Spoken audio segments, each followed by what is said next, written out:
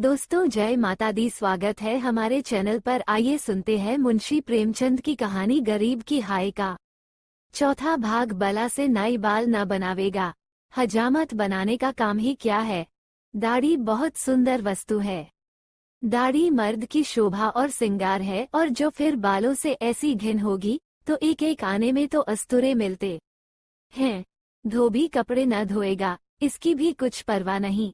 साबुन तो गली गली कौड़ियों के मोल आता है। एक बट्टी साबुन में दर्जनों कपड़े ऐसे साफ हो जाते हैं जैसे बगुले के पर। धोबी क्या खाकर ऐसा साफ कपड़ा धोएगा। पत्थर पर पटक पटकर कपड़ों का लट्टा निकाल लेता है। आप पहने, दूसरों को भाड़े पर पहनाए, भट्टी में चढ़ाए, रेह में भिगोए, कपड़ों की तो दुर्गति कर डालता है।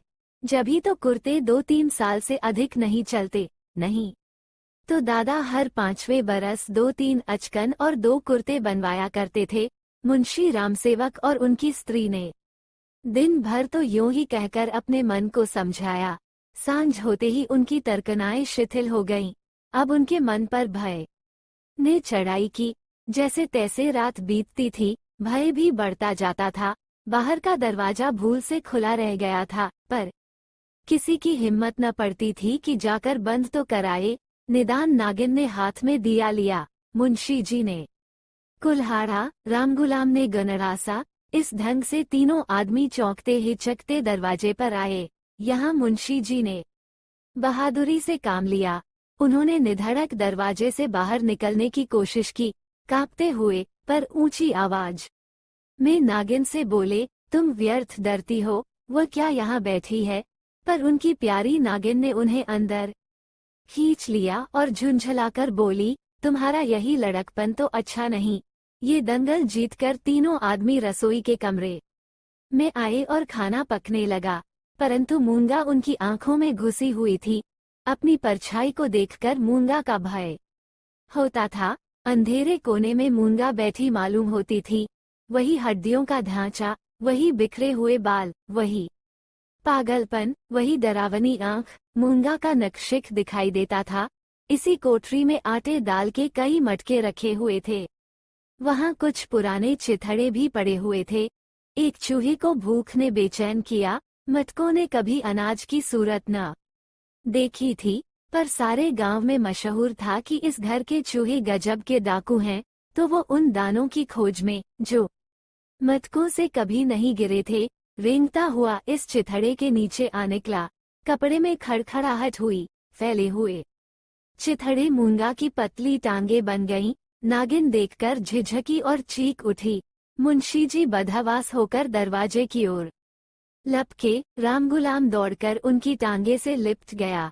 चूहा बाहर निकल आया। उसे देखकर इन लोगों के होश ठिकाने हुए। अब मुंशी जी साहस करके मटके की ओर चले। नागिन ने कहा, रहने भी दो, देख ली तुम्हारी मर्दांगी। मुंशी जी अपनी प्रिया नागिन के इस अनादर पर बहुत बिगड़े। क्या तुम समझती हो, मैं डर गया। भला डर की क्या बात थी। मूंगा मर गई, क्या वह बैठी है। मैं कल नहीं दरवाजे के बाहर निकल गया था, तुम रोकती रही, मैं न माना। मुंशी जी की इस दलील ने नागिन को निरुत्तर कर दिया। कल दरवाजे के बाहर निकल जाना या निकलने की कोशिश करना साधारण काम न था। जिसके साहस का ऐसा प्रमाण मिल चुका हो, उसे डरपोक कौन कह सकता है।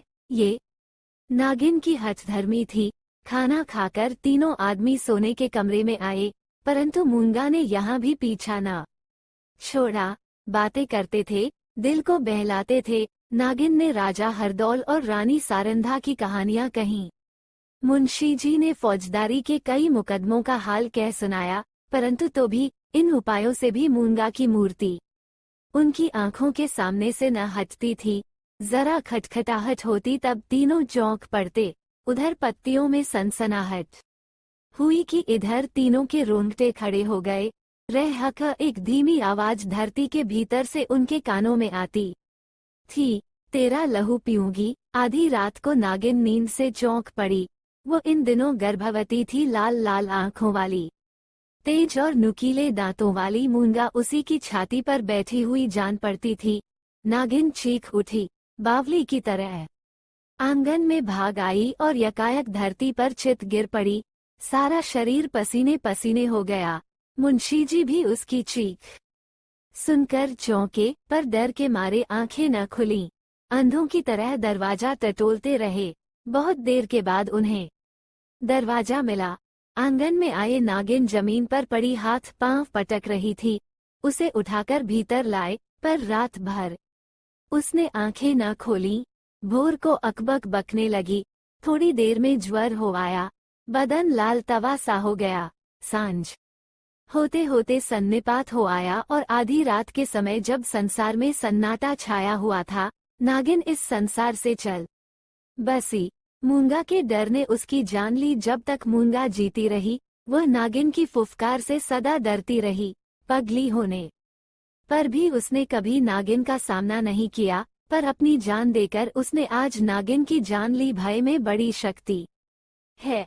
मनुष्य हवा में एक गिरह भी नहीं लगा सकता, पर इसने हवा में एक संसार रच डाला है। इस कहानी का आगे का भाग दूसरे वीडियो में सुनने को मिलेगा। दोस्तों, वीडियो अच्छी लगी तो लाइक कमेंट सब्सक्राइब जरूर कर ले। वीडियो देखने के लिए धन्यवाद।